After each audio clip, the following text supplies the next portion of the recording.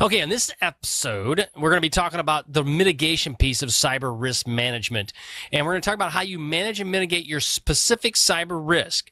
Now, one thing to keep in mind is no amount of money that you're going to spend is going to get you to a 0 point. There's just no way.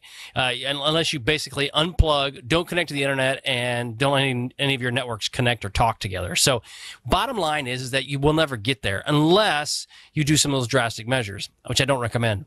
The cybersecurity companies will tell you, though, in many cases, many vendors will say, we can get you to 0. We can protect you the best we possibly can. And there's some truth in that what they provide you, if implemented, will dramatically reduce your risk. However, at the end of the day, they can only do so much. And much of what can affect your company is how you minimize that risk specifically. Okay, so if you focus on doing the basics, the blocking and tackling pieces of this, you can dramatically reduce your risk. And using those vendors provided tools, it'll work as well. So something to keep in mind, no amount of money is ever going to get you where you want to go. And that the blocking and tackling that we talk about is the patching, the provisioning, the deprovisioning of your accounts and your access controls. An example is when I was in the Air Force, we would take advantage of accounts that had numerous people in these accounts. Well, what would happen is we'd hack Bill, and Bill had access to basically this one account, and he would have a group. There'd be multiple people in this group. Well, we'd get into that group, and then we'd pivot and we'd expand. Well, that's the same thing. If people have access to multiple accounts and multiple groups, then therefore the access to these systems can increase. So that's why it's important for you to understand, if you're going to mitigate this stuff, you need to do the blocking and tackling first. Another thing that you can do to mitigate the risk is cyber insurance. I have other episodes that we'll talk about and other trainings about this, but at the end of the day, cyber risk insurance or cyber insurance can be a way for you to transfer some of this risk to an insurance company. Now, is it going to fix you all the time? No. Is there things in there that you need to pay attention to? Yes. You need to definitely understand the exemptions and the terms of each policy, because they can bite you. There's a recent incident I want to say in Virginia, where the Bank of Blacksburg had a situation where they got hacked, and it was about $2.5 million. Well, they didn't totally understand their insurance policy, and what's ended up happening now is the insurance company is saying, we're not going to cover that. So it will vary. You really need to understand what is the risk to your company. It also may require you the creation of various processes and procedures, i.e. incident response, breach notification, so on and so forth. So there's other things that you're going to have to think about when you create these products or when you go get these insurance products. And then, again, I'll have another area about cyber insurance, and that'll be in a separate training that I'll put out later. But, again, if you're going to have a business, you need to have some level, in my recommendation, some level of cyber risk insurance. So you also need to look at testing options. So how do you test your capability? What do you have? There's called vulnerability assessments, and you can do internal or external scans of your environment. Now, that could be if you have a web presence, you have a web page out there. You can scan that web page. That's open to the internet. What actually can someone get into if they were to take over your website? Also, there's ways that you can get into your network remotely. Like if you have VPNs, if you have a remote access somehow, you can scan those as well to see if there's a way that you could potentially get in. And those are vulnerability assessments that can occur through scanning. You can also do an audit or like a technical questionnaire type activity where you have specific questions that you'll ask, and based on those questions, we'll kind of have they'll go down in different ladders of going, well, then there's this section, then there's this section. So these different audits you can do, and it'll provide some guidance around what your network looks like.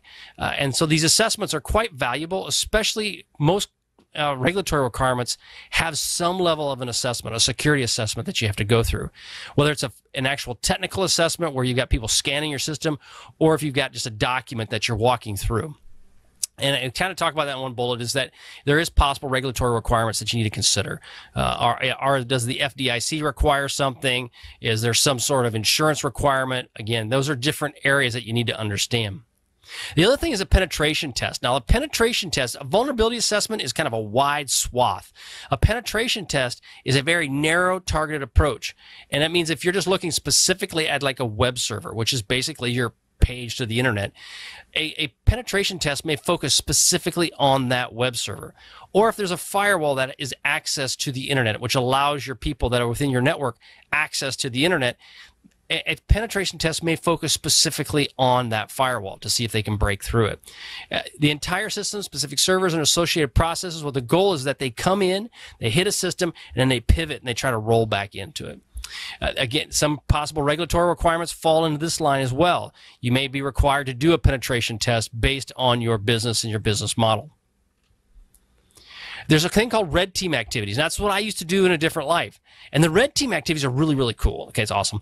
But what we got to do is we got to basically emulate the adversary. And so we would hack. First of all, if we would hack into a system, we would try to steal as many credentials as we could so that then we could pose as a physical presence. So then what we would do is after we hacked it, we would get badges, we'd get all the things we need then to become a part of that society. And then we would blend into the population of the normal employees. The goal was to not just get electronic data, but to get physical data as well. Now, the one thing around that is great, and it also tests the physical protections of your facility. The thing that really comes down to, though, most hackers, unless they really want to get access to a physical system, let's say a network is segregated or separate from the original business network, so basically you have your own little private network where you keep all your R&D junk at. Well, if I want to get physical access to that because I can't get network because it's separated, then I will send in a physical team.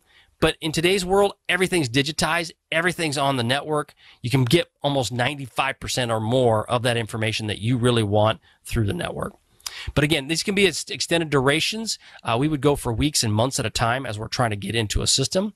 I'm also a firm believer in the fact that you tell me I can't break in, a hacker will find a way. It's just a matter of time. Now, it may take them months to get in, but they'll get in. The question is, once they get in, can you find them? So you got to decide, are you willing to accept the risk too? So when you're dealing with mitigation pieces of this, you may come down and just say, you know what? I'm willing to accept that risk. It's not a big deal. I know the risk is to my company. But bottom line is I don't want to spend the money or I don't have the people to train, so I'm not going to worry about it. I'm just going to accept that for my company. Be careful what you do that. Make sure you have all the information at your fingertips and you are well versed in what is the actual risk you're accepting. So often, a leader within an organization will come in and say, yeah, I'm accepting that risk. That risk is, I've figured it out. But then they don't totally understand the overall picture, and they're accepting risk when in reality they probably shouldn't be accepting that risk, or they should at least put other mechanisms in place to transfer that risk, i.e. insurance policies and so forth. So in this lesson, we kind of talked about in this episode how to manage and mitigate your cyber risk. We talked about cyber insurance, which will be more to come around that. Again, focusing specifically on exemptions and how much insurance do you really want to buy. Testing options, your vulnerability testing, your red team testing, and then determining how much of the risk do you really want to accept. Do you want to basically go, I'm good, I'm going to put my head in the sand, I don't care, or you may decide to go, you know what, I'm going to mitigate some of that with insurance. I'm also going to put some of the security practices in place, but there's also a piece right here, I'm just going to go ahead and accept that risk. So something you got to consider. All right, if you like what you heard, check us out again on YouTube. You can get us at Reduce Cyber Risk, or you can check me out at Sean Gerber at YouTube. We got stuff out there, or reducecyberrisk.com. You can check me out on that as well. All right, thanks.